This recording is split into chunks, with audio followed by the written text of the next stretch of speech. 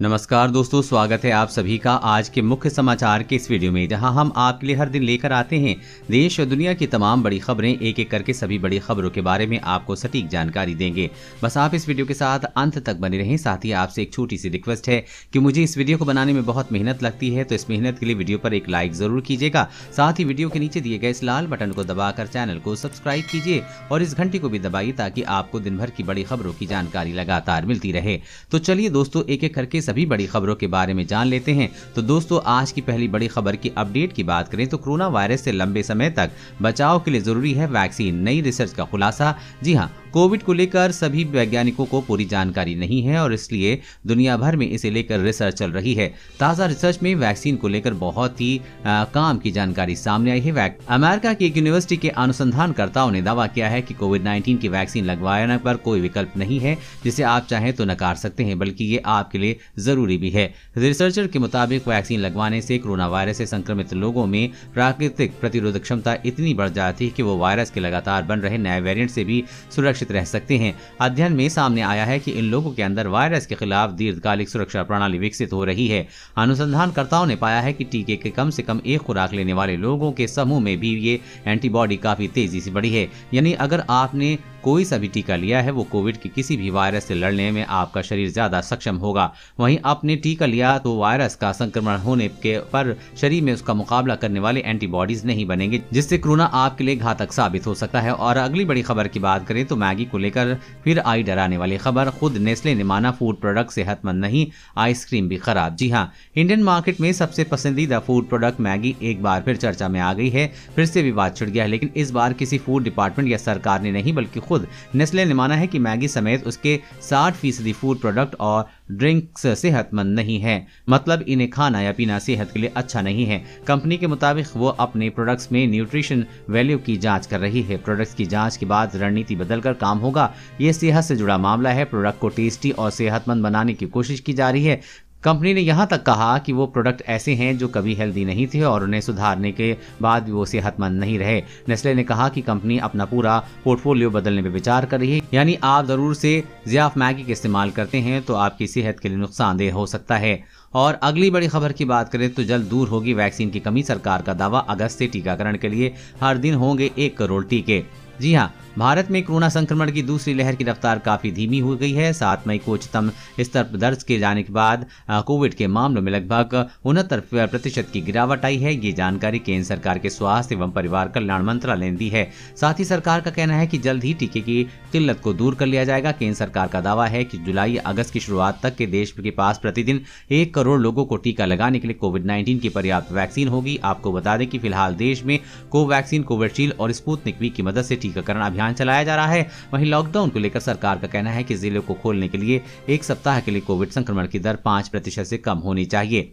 और अगली बड़ी खबर की बात करें तो बूढ़े होते चीन की घटती आबादी पर आई अकल, 3 बच्चे पैदा करने की दी इजाजत। जी हां, चीन ने अपनी आबादी की ग्रोथ रेट की गिरावट को देखते हुए अहम फैसला लिया है। चीन सरकार ने ऐलान किया है कि देश में विवाहित जोड़ों को 3 बच्चे पैदा करने की मंजूरी होगी। अब तक चीन में 2 चाइल्ड पॉलिसी लागू थी, लेकिन इसके बावजूद जन्म दर में गिरावट के कारण ये फैसला लिया गया है। इसका मतलब है कि अब चीन 2 बच्चों की नीति को समाप्त कर देगा, जो देश की गिरती जन्म दर को बढ़ाने और डेमोग्राफिक संकट को टालने में विफल रही है। चीन के राष्ट्रपति शी जिनपिंग की अध्यक्षता में हुई बैठक में यह फैसला किया गया है। इससे पहले 2016 में चीन ने दशकों पुरानी 1 बच्चे की नीति यानी कि 1 चाइल्ड पॉलिसी खत्म करके 2 बच्चे पैदा करने की अनुमति दी थी। इसके बावजूद चीन में बच्चों के जन्म में वृद्धि नहीं हुई, क्योंकि बच्चों की परवरिश में अधिक खर्च के चलते कई जोड़ों ने इस नीति को नहीं अपनाया। लेकिन अब चीन ने 3 बच्चे पैदा करने की अनुमति दे दी है। और अगली बड़ी खबर की बात करें तो एसबीआई ग्राहकों के लिए बड़ी खबर, बदल गया ब्रांच खुलने बंद होने का समय, कल से लागू होगा नया टाइम टेबल। जी हां, देश के सबसे बड़े बैंक एसबीआई ने बड़ा ऐलान किया है। अब से बैंक के खुलने और बंद होने का समय बदल गया है। स्टेट बैंक ऑफ इंडिया के मुताबिक बैंक के खुलने और बंद होने का समय में बदलाव किया गया है। नया टाइम टेबल कल से लागू होगा। अभी तक एसबीआई की सभी ब्रांच सुबह 10 बजे से दोपहर 2 बजे तक खुल रही थी, लेकिन टाइमिंग को 2 घंटे के लिए बढ़ा दिया गया। एसबीआई के ग्राहक अब अपने काम के लिए सुबह 10 से शाम 4 बजे तक बैंक में जा सकते हैं। महामारी कोरोना वायरस के चलते बैंकों के कामकाज पर भी असर पड़ा है। अभी तक 10 से 2 तक की बैंक ब्रांच ऑपरेशनल थी, लेकिन अब इसे 2 घंटे की राहत दी गई है। ऐसे में अब बैंक का कामकाज 2 घंटे और बढ़ जाएगा। और अगली बड़ी खबर की बात करें तो थर्ड वेव की आशंका के बीच सीएम योगी की तैयारी, प्रदेश में युद्ध स्तर पर बढ़ेगा वैक्सीनेशन अभियान। जी हां, कोरोना के खिलाफ योगी सरकार ने सबसे बड़े वैक्सीनेशन अभियान का आगाज कर दिया है। प्रदेशवासियों के लिए अब सबसे बड़े मुफ्त वैक्सीनेशन अभियान की अगुवाई खुद मुख्यमंत्री योगी आदित्यनाथ ने की है। योगी ने कोरोना के खिलाफ टीका जीत का अभियान शुरू किया है। 18 से 44 आयु वर्ग के 2100 और 45 साल से ज्यादा आयु वर्ग के 3000 बूथों के साथ यूपी में महाअभियान का आगाज किया गया है। प्रदेश के अलग अलग जिलों में 200 अभिभावक स्पेशल बूथ बनाए गए हैं। सीएम योगी ने इस महीने में 1 करोड़ वैक्सीनेशन का लक्ष्य तय किया है। सीएम योगी ने कहा है कि देश के प्रत्येक नागरिक को सुरक्षा कवर देने के लिए वैक्सीनेशन कार्यक्रम युद्ध स्तर पर चल रहा है। वहीं 12 वर्ष से छोटे बच्चों के अभिभावकों के लिए भी 200 अभिभावक स्पेशल बूथ बनाए गए हैं। थर्ड वेव आने से पहले 12 वर्ष की छोटी आयु के सभी बच्चों के अभिभावकों को कोरोना से सुरक्षा कवच के रूप में वैक्सीन उपलब्ध कराई जा चुकी होगी।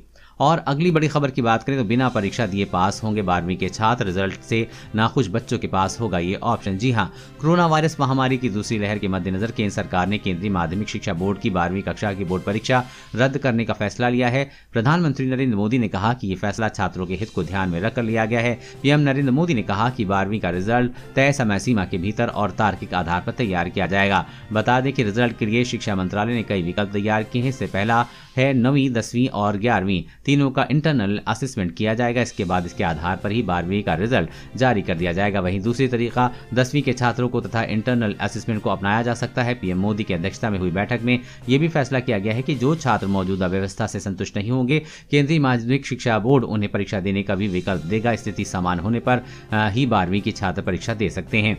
और अगली बड़ी खबर की बात करें तो इलेक्ट्रिक वाहनों की आरसी लेने और रिन्यू कराने के लिए मिलेगी छूट, ट्रांसपोर्ट मंत्रालय ने भेजा प्रस्ताव। जी हां, अगर आप नया इलेक्ट्रिक व्हीकल खरीदने की सोच रहे हैं तो आपको जल्द ही कुछ ज्यादा फायदा मिलने वाला है। दरअसल मोदी सरकार देश में इलेक्ट्रिक वाहन की खरीद बिक्री के अलावा देने के लिए कई तरह के प्रयास कर रही है। इसी कड़ी में एक बड़ा फैसला लेने जा रही है। केंद्र सरकार देश में इलेक्ट्रिक वाहनों को बढ़ावा देने के उद्देश्य से बैटरी से चलने वाले वाहनों का पंजीकरण प्रमाण पत्र यानी कि आरसी लेने या उसके नवीनीकरण और नए पंजीकरण वाला चिन्ह प्राप्त करने को लेकर मौजूदा नियमों में बदलाव करने वाली है।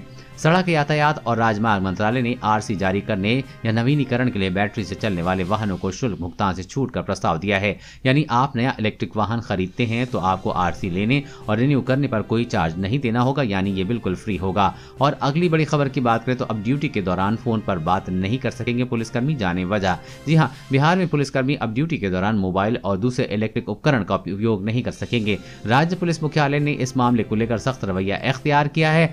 बिहार पुलिस मुख्यालय ने माना है कि लॉ एंड ऑर्डर में ड्यूटी के दौरान वीआईपी की सुरक्षा, यातायात व्यवस्था, चौक चौराहों और पुलिस पोस्ट पुलिस पदाधिकारियों और दूसरे पुलिसकर्मियों द्वारा अनावश्यक रूप से मोबाइल का उपयोग किया जाता है, जबकि उन्हें हर समय एक्टिव होने की जरूरत रहती है। पुलिस मुख्यालय ने माना है कि पुलिसकर्मी सोशल मीडिया से जुड़कर अपना व्यक्तिगत मनोरंजन कर्तव्य के दौरान करते रहते हैं और ऐसे में वो अपने कर्तव्य से भटक जाते हैं। इसलिए पुलिसकर्मियों से अनुरोध है कि ड्यूटी के दौरान अनावश्यक रूप से मोबाइल या दूसरे इलेक्ट्रिक उपकरणों का उपयोग करने से परहेज करें।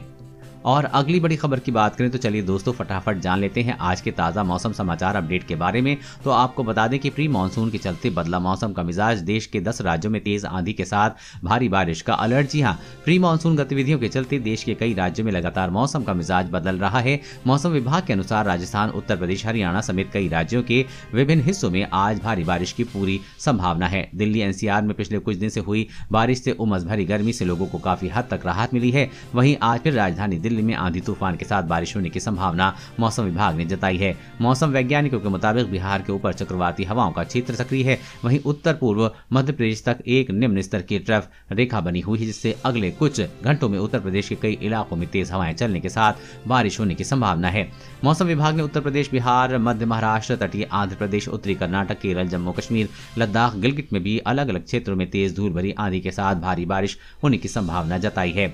देश के इन राज्यों में भारी बारिश का अलर्ट जारी किया गया है। जी हां, मौसम विभाग के असम, मेघालय, उड़ीसा, गोवा, तेलंगाना, अरुणाचल प्रदेश, नागालैंड, मणिपुर, मिजोरम, त्रिपुरा, तमिलनाडु व पौंडीचेरी में भारी से बहुत भारी वर्षा होने का अलर्ट जारी किया गया है। इसके अलावा शिमला स्थित मौसम विज्ञान केंद्र ने भी हिमाचल में 3 दिन फिर से बारिश का येलो अलर्ट जारी किया है। यहाँ मैदानी और मध्य पर्वतीय क्षेत्रों में मौसम खराब रह सकता है। वहीं हिमाचल में बारिश और बर्फबारी के आसार हैं। मौसम विज्ञान केंद्र ने उत्तराखंड में भी बारिश का येलो अलर्ट जारी किया है। वहीं अगले 24 घंटे के दौरान देश में मौसम का हाल कैसा कैसा रहेगा तो आपको बता दें कि पूर्वोत्तर भारत, सिक्किम, मध्य महाराष्ट्र के कुछ हिस्सों, केरल, तटीय कर्नाटक में हल्की से मध्यम बारिश के साथ 1-2 स्थानों पर भारी बारिश की संभावना है। उड़ीसा, तटीय आंध्र प्रदेश, तेलंगाना, मराठवाड़ा और विदर्भ के कुछ हिस्सों में 1 या 2 स्थानों पर तेज बारिश के साथ हल्की से मध्यम बारिश हो सकती है। पंजाब, हरियाणा, दिल्ली, पश्चिमी उत्तर प्रदेश और उत्तरी राजस्थान के कुछ हिस्सों में हल्की से मध्यम बारिश, गरज चमक के साथ धूल भरी आंधी आ सकती है। दोस्तों, आज की खबरों में बस इतना ही। इसी तरह हर रोज काम की खबरें जानने के लिए आप हमेशा हमारे साथ जुड़े रहें। हमारे साथ जुड़ने के लिए वीडियो के नीचे दिखे इस लाल बटन को दबाएं और साथ ही इस घंटी को भी दबाइए ताकि आपको हर खबर की सटीक जानकारी मिल सके। जय हिंद।